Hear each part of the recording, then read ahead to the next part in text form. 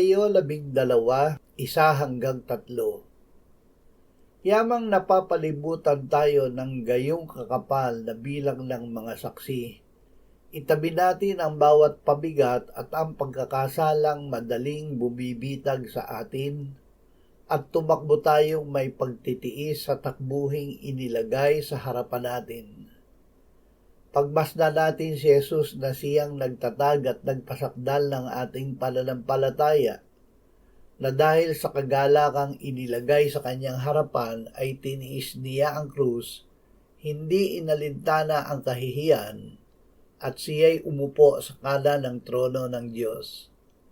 Isaalang-alang ninyo siya na nagtiis ng gayong pagsalungat ng mga makasalanan laban sa kanyang sarili, upang kayo'y huwag manghina o manlupaypay.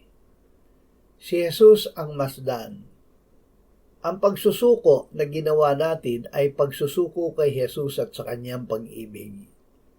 Ituon natin ang ating mata hindi sa ginawa nating pagsuko, kundi kay Jesus na tumawag at tumanggap sa atin, na may kapangyarihang gawin ang lahat para sa atin.